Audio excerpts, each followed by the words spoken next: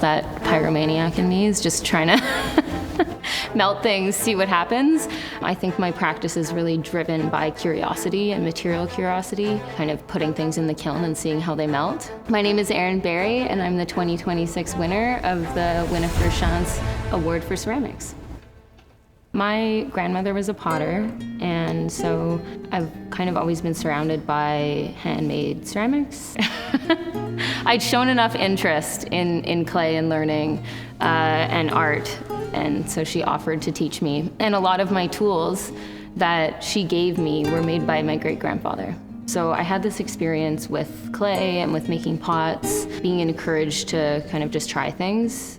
She was really open to experimentation, and so I kind of started off working with clay and glaze with that mindset. But my intuition was really towards making 3D objects, but I was still really drawn to it in a material sense. So like working with it, the way you can manipulate clay, I think that's very similar for a lot of ceramic artists, is the ability to change the form in any way you kind of want. I think my practice is really driven by curiosity and material curiosity.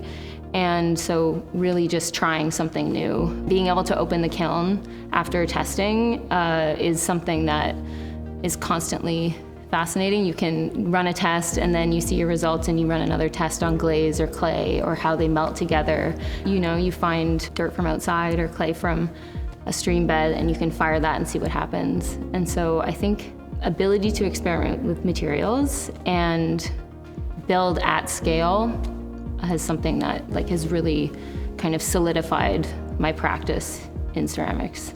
While I was at Concordia, I also started working with digital technology. I discovered 3D scanning there, and I was able to 3D scan my own work and then 3D print that and make molds and cast it in ceramics again. I think a lot of the iteration and kind of experimentation with the form itself has moved from kind of a hand sculpting to a digital sculpting. A large part of my practice is 3D scanning. And I use my phone to 3D scan. Phones now have the ability to use LiDAR scanning. As I walk through the world, we all have our phones with us. I can see a texture kind of on a sidewalk or on the side of a building or rock texture, and I can just pull my phone out and 3D scan it. I'm not always 3D printing out of a clay 3D printer. For example, in my thesis work, Hyper Process, that was a very large architectural spiral that you can walk into, constructed out of over 200 ram-pressed bricks. Labyrinth, which is a 2-meter long blown up version of my thumbprint.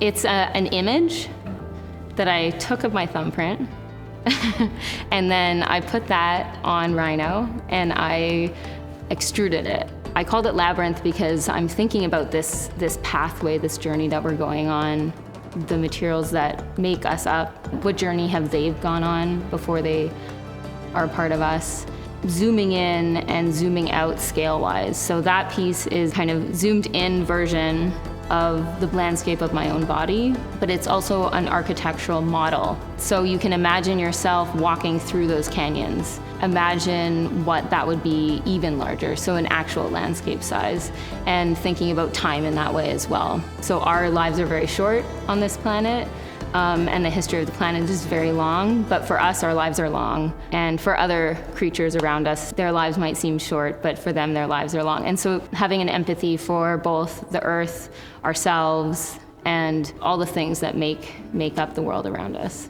With this award, I'm going to be able to spend a significant amount of time in my studio creating a new body of work and allowing me to show work across Canada and the United States. I would like to thank the Shantz family and the Canadian Clay and Glass Gallery for this award, and to the jury for believing in my work and allowing me to show here and to spend some much needed time in my studio.